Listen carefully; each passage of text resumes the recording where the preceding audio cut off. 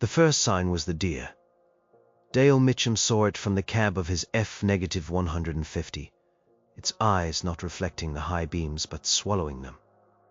The animal stood stock still in the middle of Route 9, a statue of fur and fear. Dale eased his foot off the gas, the truck groaning as it slowed. He hated hitting deer. The paperwork was a nightmare, and the sound, that awful wet thud, stayed with you for weeks. But the deer didn't move. It just stared, its head cocked at an unnatural angle, as if listening to a sound only it could hear. Dale squinted. Something was wrong. The air in the cab felt suddenly thick, heavy, like before a lightning strike. The classic rock station on the radio dissolved into a hiss of static. He tapped the dashboard. Nothing. That's when the feeling came. It wasn't a thought. It wasn't a memory. It was an intrusion. A cold, clear bubble of a feeling that inflated inside his skull. It was pure, undiluted amusement. A cosmic chuckle. It was the feeling you get watching a toddler try to fit a square peg into a round hole. That mix of pity and condescending humor. Except this feeling was vast, ancient, and utterly dismissive. It wasn't directed at him specifically, but at everything. At the deer, at the truck, at the dark Maine woods, at the whole struggling, pointless enterprise of life on Earth. Antérieure. Humanity, how quaint. The thought, not his own, echoed in the silent space where the music had been. Dale's hands tightened on the wheel, his heart hammered against his ribs. The deer, as if finally released, suddenly exploded into motion. It didn't bolt into the woods. It charged, head down, straight at the grill of his truck. There was a sickening crunch of bone and metal. The truck swerved violently, the tires screaming on the asphalt. Dale wrestled with the wheel, his mind reeling from that alien feeling of being laughed at. He saw the world tilt. The dark shapes of pine trees spun in his windshield like dancers in a nightmare. Then came the impact with a massive oak, a sound like the world tearing in half. His head snapped forward, connecting with the steering wheel with a sharp, percussive crack. For a moment, there was only darkness and a coppery taste of blood. Then slowly the world swam back into focus. The cab was filled with the smell of leaking coolant and pine sap. His forehead was split open, a warm trickle of blood running into his eye. He blinked it away, his vision blurry. Through the shattered spider web of the windshield, he saw the road. Headlights were swerving wildly. A minivan coming the other way had veered off the road and plowed into a ditch. Further down, a logging truck had jackknifed, its long trailer blocking both lanes like a fallen giant. Flashing lights began to appear in the distance. The chaos wasn't just him, it was everyone. Everyone on this stretch of road had felt it. That cold, dismissive laughter from nowhere. The feeling that made you doubt your own hands on the steering wheel. That made a deer decide its only option was to commit suicide against a Ford. Dale fumbled for the door handle, his body a symphony of pain. He stumbled out onto the asphalt, the cold night air, a shock to his system. He looked up at the sky, at the pinpricks of distant stars. They looked the same as they always did, cold, indifferent. But now he felt something else looking back. Something that had just shared a private joke at the expense of his entire species. And as sirens wailed and people started to scream, Dale knew one thing with a certainty that chilled him more than the Maine air. The joke was just getting started, and the punchline was going to be terrible. The emergency room at Harmony Creek General was a controlled riot. People milled about with bandages on their heads, arms in slings, a dazed, uniform look in their eyes. They all told the same story, or variations of it. A sudden wave of dizziness, a moment of intense, crippling distraction, a feeling. Sheriff Brody, a man whose face seemed permanently set in an expression of weary disapproval, listened to Dale's account with his arms crossed. "So you're telling me," Brody said, his voice flat, "that you felt laughed at. And that's what made you crash your truck." "And the deer," Dale said, wincing as a nurse dabbed at the cut on his forehead. "The deer went crazy." "Animals are unpredictable, Dale. You know that." Brody scribbled something in his notepad. "We got a dozen accidents in 10 minutes on a 3-mile stretch of road. My best guess is a freak patch of black ice. Or maybe a gas leak from the paper mill causing some kind of brief hallucination." Dale shook his head. It wasn't a hallucination, it was as real as the steering wheel that had split his skin. "It wasn't a guess, Sheriff. It was a feeling. We were being watched.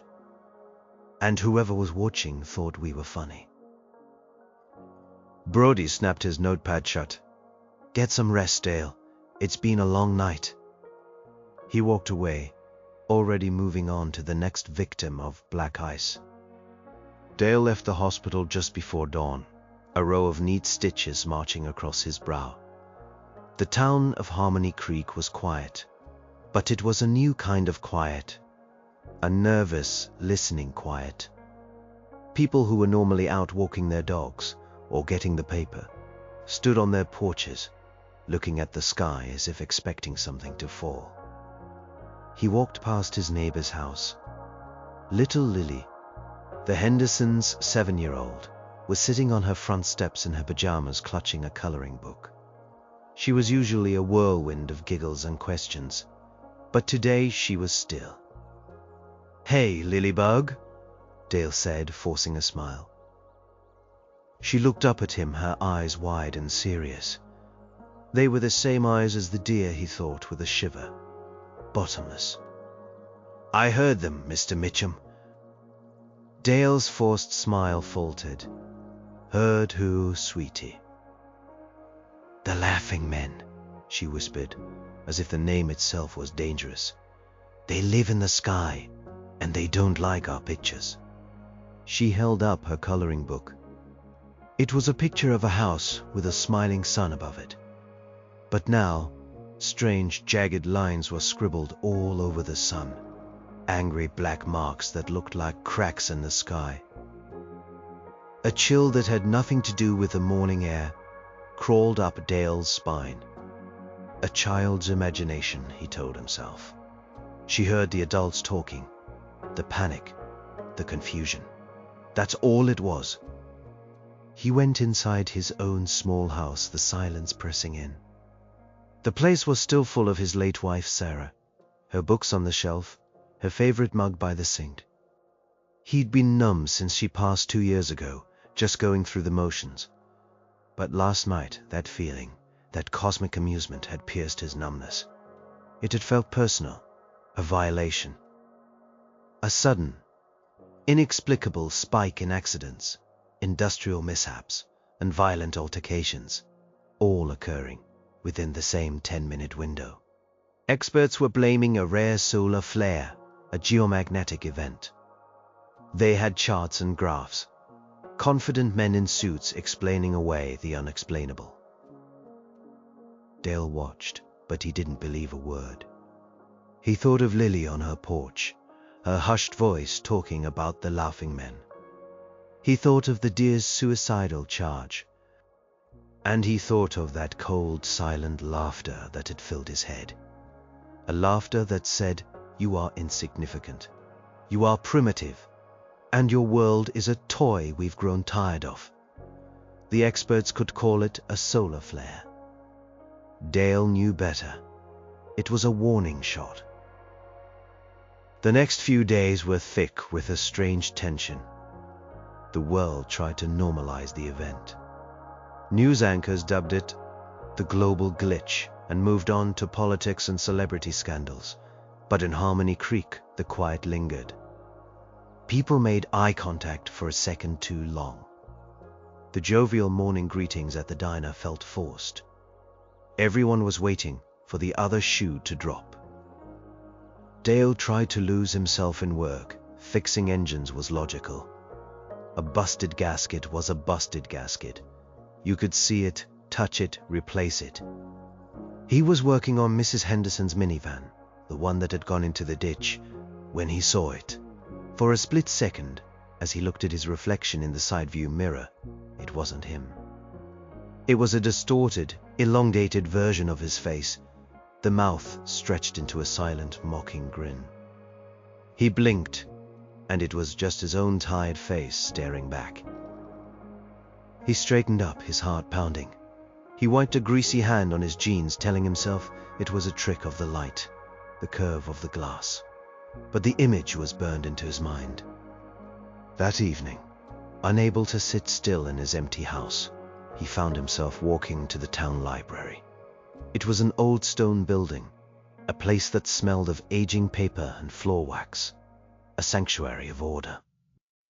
Mrs. Gable, the town librarian for 40 years, was behind the checkout desk. Her white hair was pulled into a neat bun, and her eyes, magnified by thick glasses, seemed to see more than most.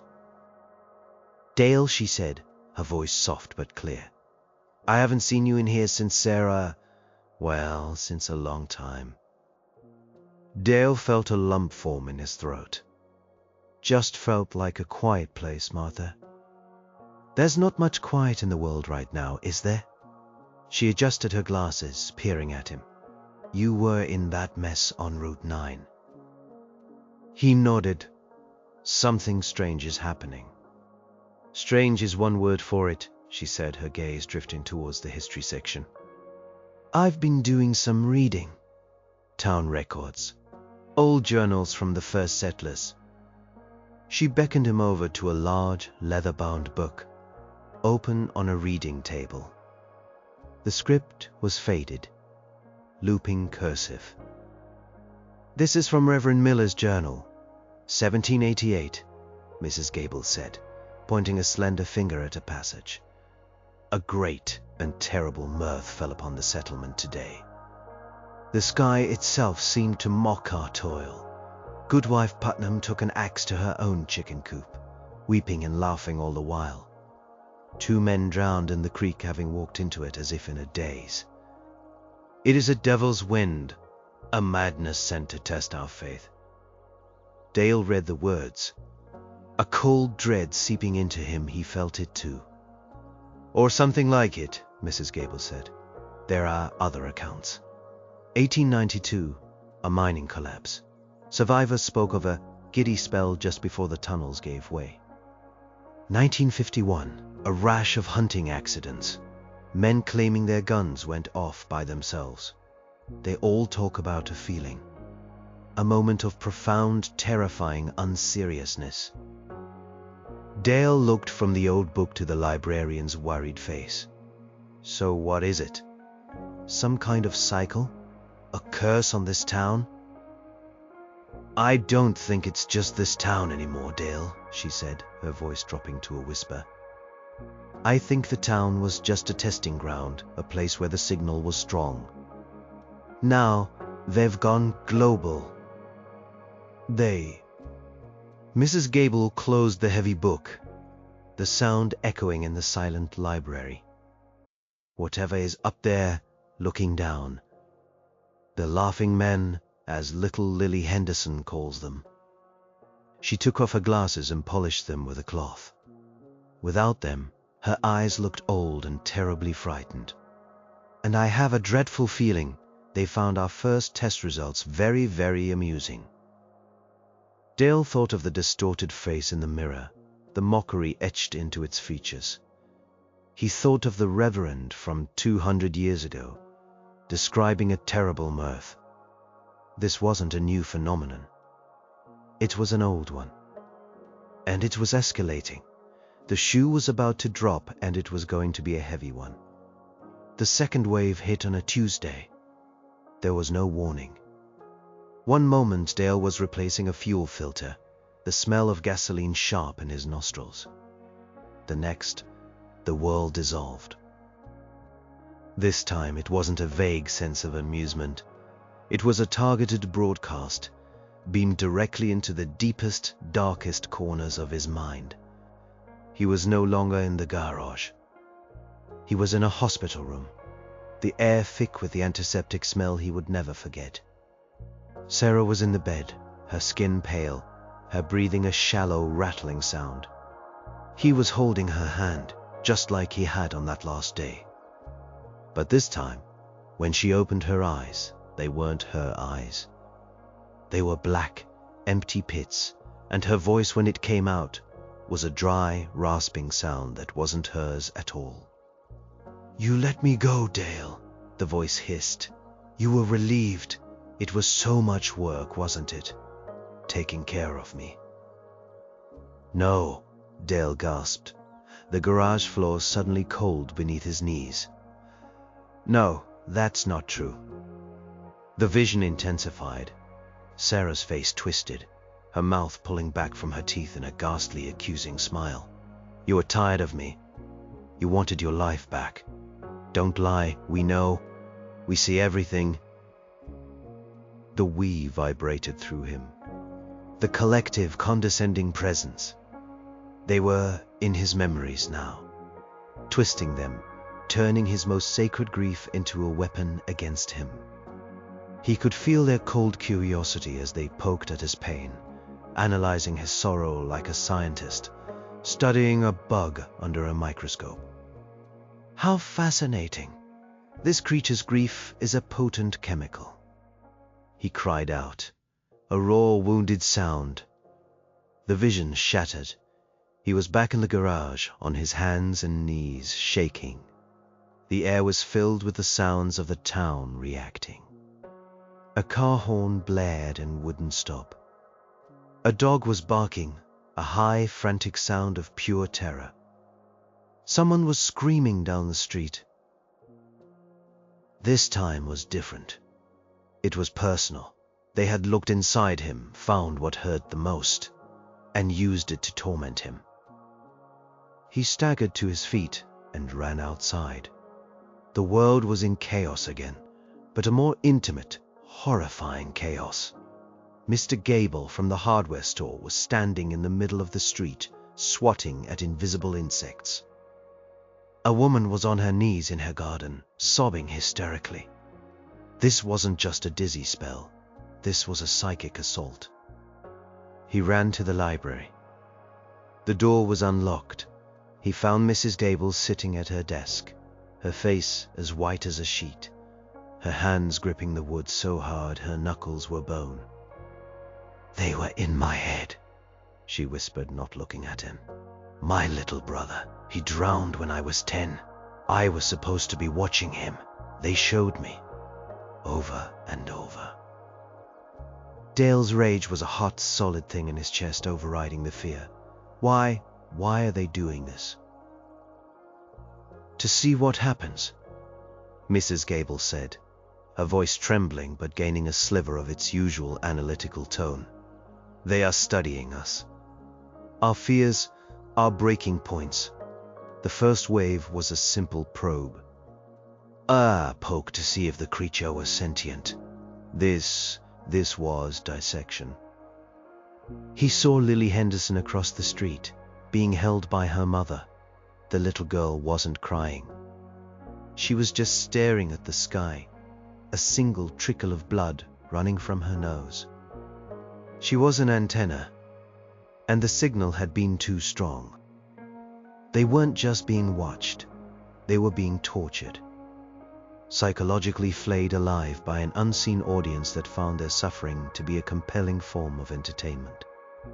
They thought humanity was a primitive animal, and they wanted to see all the ways it could scream before they put it out of its misery. The laughter was gone, replaced by a cold, clinical, and infinitely more terrifying curiosity. The world gave the second event a new name, the global nightmare. Mass hysteria, the experts called it. a shared psychotic episode triggered by the lingering anxiety of the global glitch. But in Harmony Creek, they knew better. The town was coming apart at the seams. Paranoia was a sickness now, spreading faster than any flu. Neighbor eyed neighbor with suspicion. Who knew what horrors you saw?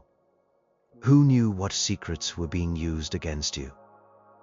The invisible torment had made everyone's deepest shame a potential weapon. Fights broke out over imagined slights, over a look that was held for too long. The fabric of the small town was unraveling, thread by thread. Sheriff Brody was losing control. He couldn't arrest a feeling. He couldn't put handcuffs on a nightmare. He just drove around in his cruiser, his face a mask of grim frustration, breaking up shouting matches and telling people to get a grip. But it was like telling a drowning man to just breathe. Dale found himself checking the sky constantly. Every cloud looked menacing. Every shadow seemed to hold a threat. The memory of the vision of Sarah's twisted face was a fresh wound. The intruders hadn't just shown him the memory. They had tainted it forever. Little Lily Henderson was getting worse. She wouldn't speak anymore, only draw. Her mother showed Dale the pictures.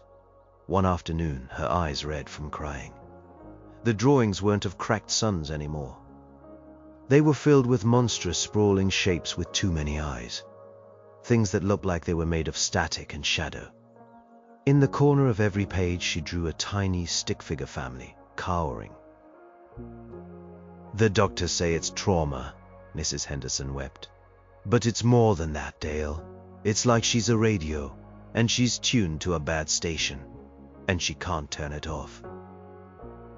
Dale took one of the drawings and went back to the library. Mrs. Gable looked like she hadn't slept in days. She had surrounded herself with books, not just town records, but books on mythology, theology, ancient folklore. "Look at this," Dale said, placing Lily's drawing on a pile of texts. Mrs. Gable stared at the chaotic shape. She slid a book from the bottom of a stack, its cover emblazoned with strange symbols. It was a collection of obscure pre-Christian myths. She flipped through the brittle pages until she found what she was looking for, an old woodcut. It was a crude, terrifying image, but the resemblance was unmistakable. A sprawling, many-eyed horror, almost identical to Lily's drawing. "The gaze of 1,000 woes," Mrs. Gable read from the text below. "A sky demon that feeds on sorrow. It does not devour the flesh, but the spirit. It finds the cracks in a man's heart and pours poison into them until he breaks." "A sky demon," Dale repeated, the words feeling cold and heavy in his mouth. "That's what they called it back then," Mrs. Gable said, a feverish light in her eyes. "They didn't have words like extraterrestrial or psychic energy. They used the words they had. Demon, angel, jinn. But the descriptions, they are shockingly consistent across cultures. An unseen presence, a testing of mankind, a force that toys with our minds." She stood up and began to pace. "We've been arrogant. We think, because we have smartphones and satellites, we are the first to be contacted. We're not. We're just the first to have a global news network to report on it. They've been doing this for centuries, millennia, poking and prodding, watching civilizations rise and fall. Maybe they caused them to fall." Her theory hung in the air, monstrous and yet horribly plausible.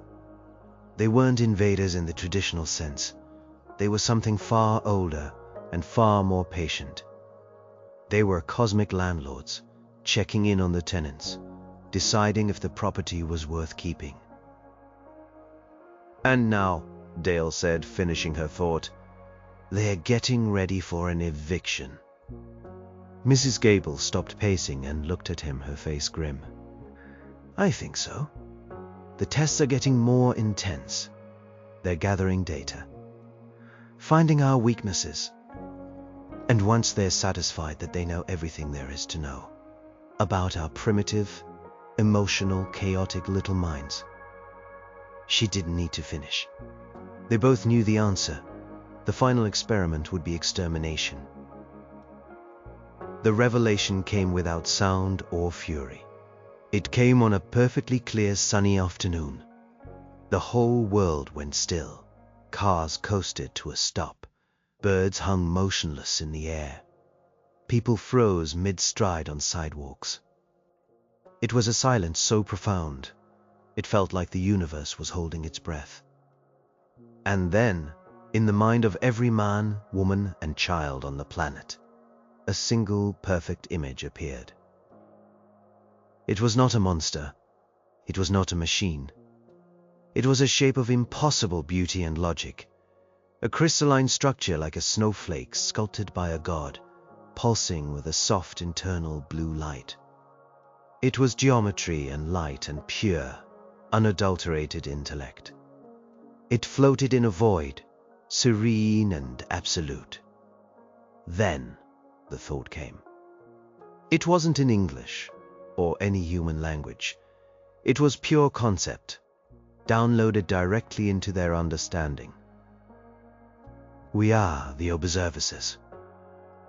The concept was vast, ancient. It carried with it the weight of eons of galaxies observed and catalogued.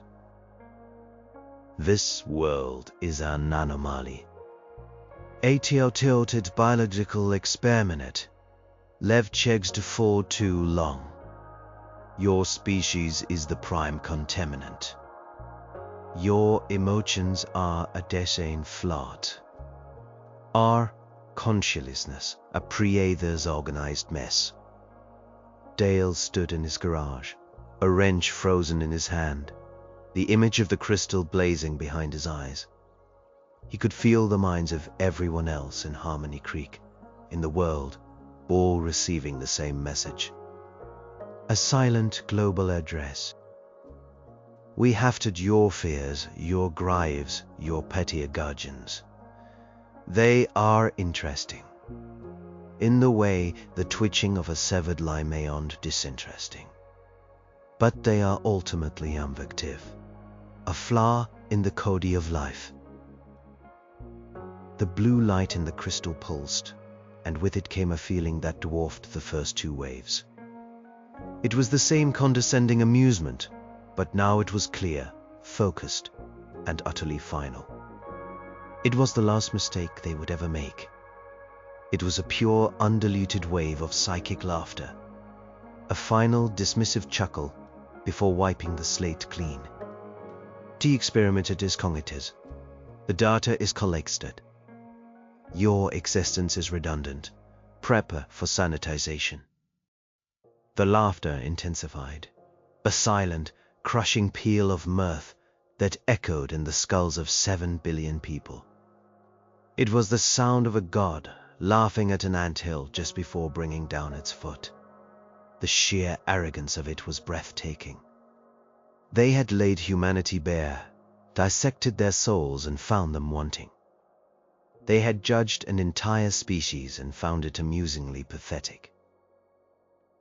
Then, as quickly as it began, it was over. The image vanished. The world lurched back into motion. Birds fell out of the sky. Cars that had been coasting without drivers crashed into each other. People collapsed, clutching their heads, the psychic echo of that laughter ringing in their minds. But something had changed. The fear was still there, the horror was still there, but underneath it a new feeling was taking root. A dark, ugly, and profoundly human feeling. Rage. They had been examined, tormented, judged, and finally laughed at. The observers, in their perfect logical arrogance, had made a critical miscalculation. They had analyzed human grief and human fear, but they had misunderstood human anger. They thought it was just another unproductive chemical reaction. They didn't understand the things a person or a species would do when pushed too far. They didn't understand what happens when you mock the thing in the cage one too many times. In his garage, Dale slowly lowered the wrench. The vision of Sarah's twisted face, once a source of pain, was now a source of fuel. They had used his love against him, they had weaponized his heart. And now, he was going to find a way to return the favor. The laughter hadn't broken him. It had solidified him. It had given him a purpose. The observers thought they were gods.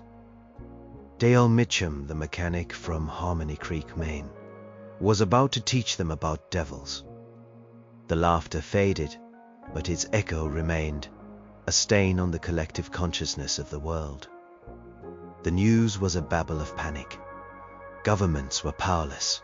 Armies were useless. You couldn't shoot a thought. You couldn't bomb a feeling.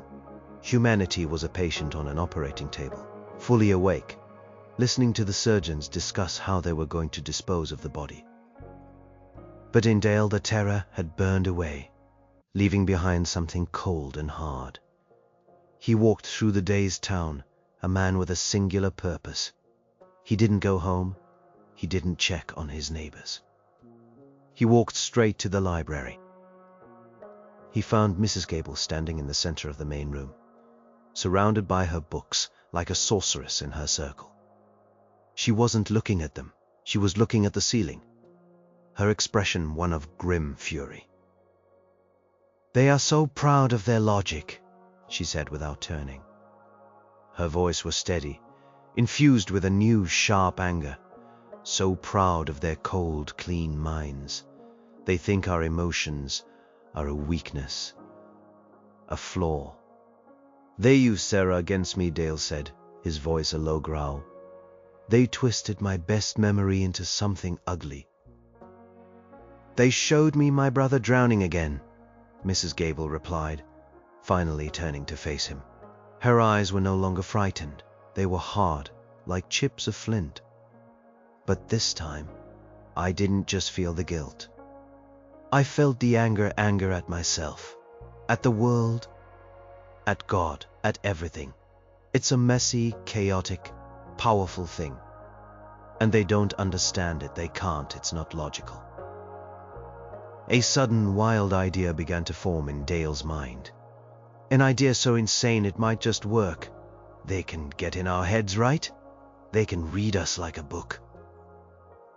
"They've done more than read us, Dale. They've underlined the sad parts."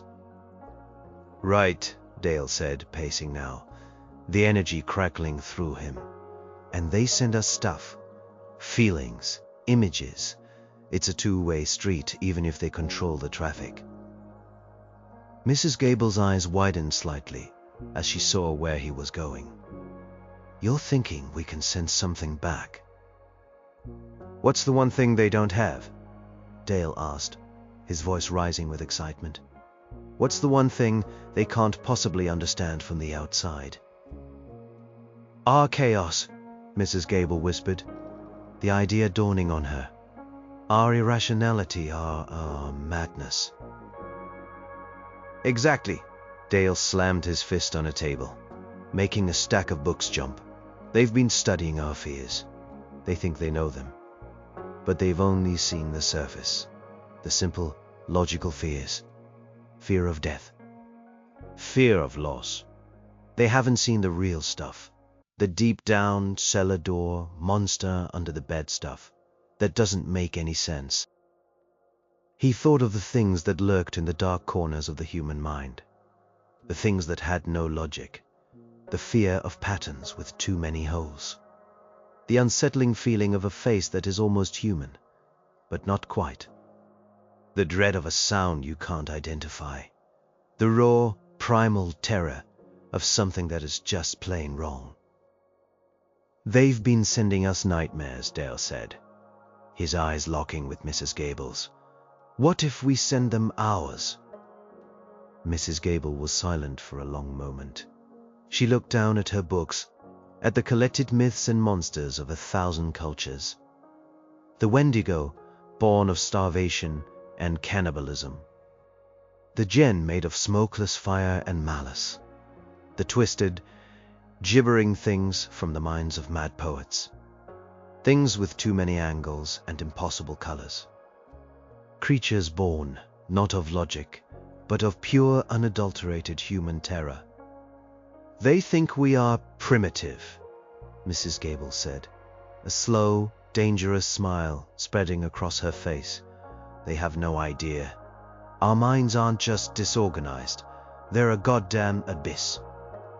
And we've been breeding monsters in it for 100,000 years.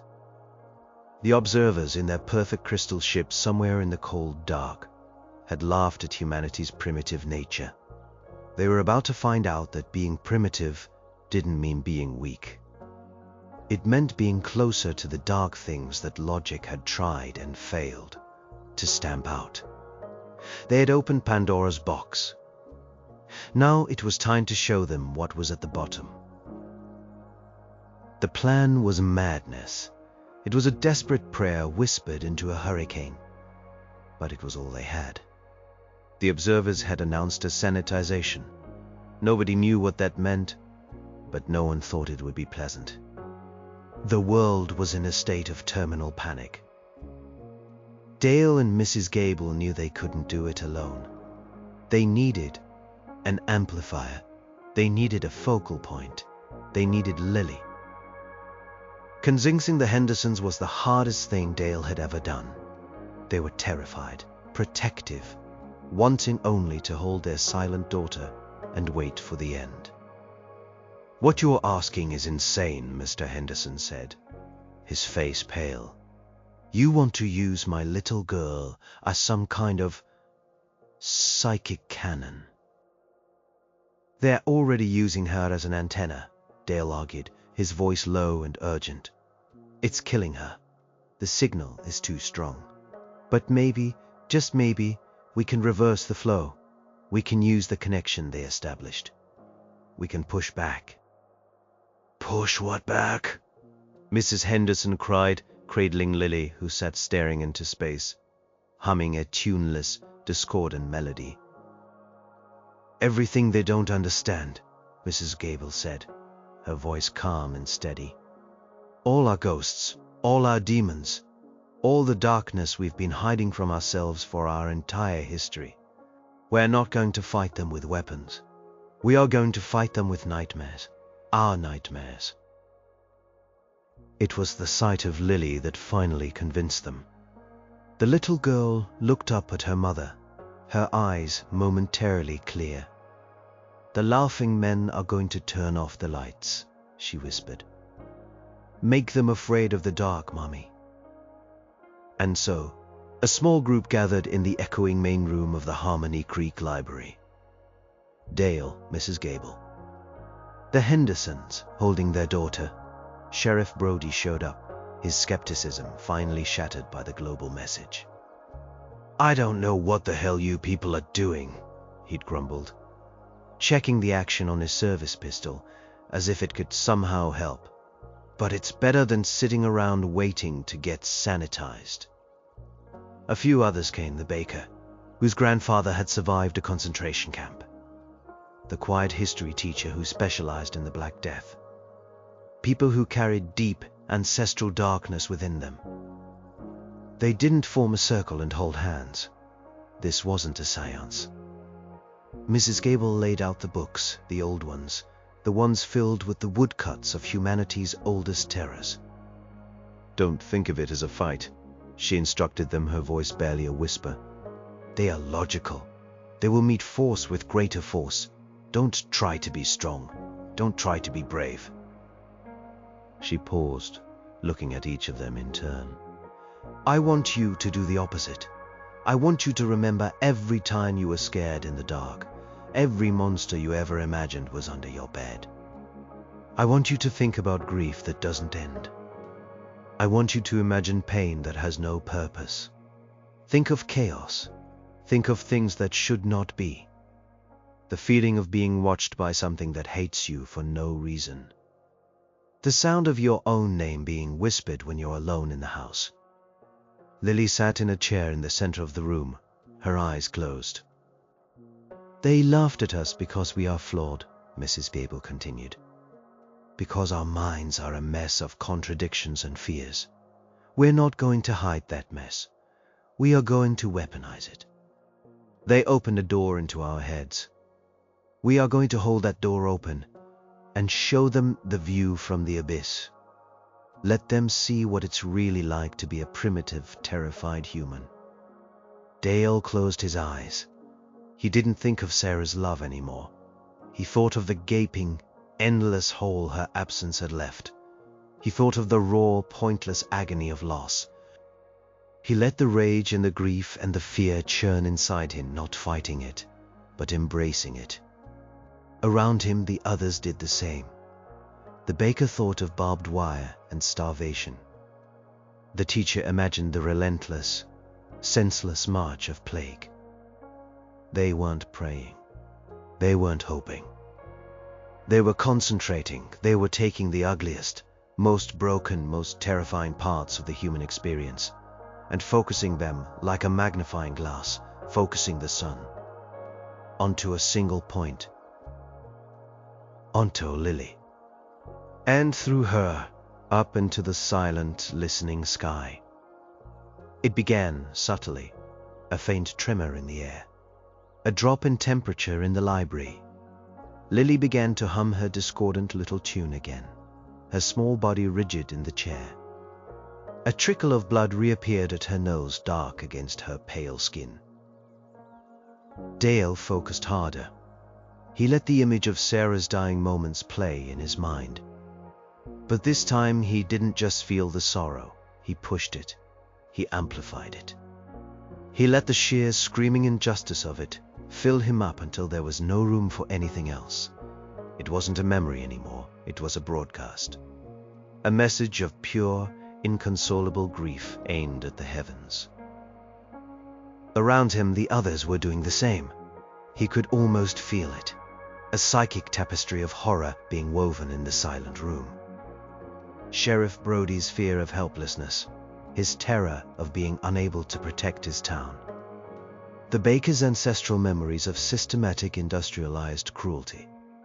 Mrs. Gable's deep philosophical dread of entropy and meaninglessness. They were pouring the raw, unprocessed sewage of the human subconscious into the pristine channel the observers had opened. And they were adding to it. They were imagining. They took the old monsters from Mrs. Gable's books and gave them life, not as stories but as concepts. The Wendigo wasn't just a creature. It was the concept of a hunger that is never ever satisfied, a gnawing emptiness that devours everything, including the self. They didn't picture Cthulhu. They focused on the feeling of looking upon something so alien, so wrong, that the human mind simply shatters from the revelation. They weren't just showing the observers their fears. They were teaching them how to be afraid. Lily let out a soft gasp. The hum stopped. Her head tilted back and her eyes snapped open. They were no longer her eyes. They were black voids, windows into a storm of raw chaos. And through her they felt the observer's reaction. First came confusion, a psychic pulse of pure, analytical bafflement. These signals were not logical. Grief was a chemical state, a temporary degradation of function. It wasn't supposed to be a howling, endless abyss. Fear was a survival response to a tangible threat. It wasn't supposed to be an abstract dread of shapes that were geometrically impossible. Then the confusion began to curdle. It was followed by a flicker of something new, something the observers had likely never experienced in a billion years of placid observation. Doubt. A wave of it washed back over the group in the library. The observers were trying to analyze the input, to categorize it, but they couldn't. How do you categorize the terror of your own reflection smiling back at you when you are not smiling? How do you quantify the horror of a nursery rhyme sung in a dead, empty house? The observers had spent eons studying the physics of the universe. They understood galaxies, stars, the four fundamental forces. But they had never encountered a force like this, the power of a story, the terrible strength of a nightmare. Dale pushed harder, focusing on the most irrational, primal fear he could summon. The fear of being replaced, the terror that a perfect copy of you exists, living your life better than you ever could, while you are erased, forgotten. A doppelganger, a changeling. It was a nonsensical, illogical, purely human horror. He beamed it upwards with all his might, and for the first time he felt the observers flinch. Their perfect, crystalline consciousness, which had seemed so immense and unassailable, now felt brittle, fragile. They were a species of pure logic, and they were being assaulted by the very concept of insanity. They were beings of light being shown the endless, hungry dark. The laughter was long gone. In its place, something new was echoing down from the stars. A thin, high, psychic whine. A sound of something perfect beginning to crack. The whine became a shriek. A silent, psychic scream that clawed at the inside of every human skull. But this was not the observer's weapon. This was their pain. Their perfect logical minds, which had never known anything but order and observation, were being ripped apart by the tsunami of human madness. They could comprehend a supernova. They could not comprehend the Wendigo's endless hunger. They could calculate the trajectory of an asteroid. They could not calculate the soul-eating dread of a parent losing a child for no reason at all. They understood the laws of physics. They did not understand the terror of a shadow that moves on its own. In the library, the pressure was immense. The room was icy cold. The lights flickered and died, plunging them into darkness, but no one noticed. They were all lost in the storm, pouring every last drop of their inner darkness into the psychic conduit that was Lily Henderson. Dale felt a strange, terrible exultation. He was no longer just Dale Mitchum, mechanic. He was a vessel for all the grief and rage of his species. He and the others were a chorus of chaos, screaming their illogical horrors into the face of God. They felt the observers trying to shut the connection, to pull away, but it was too late. They had sneered at the primitive mess inside the human mind, and now that mess had gotten all over them. It was a contagion.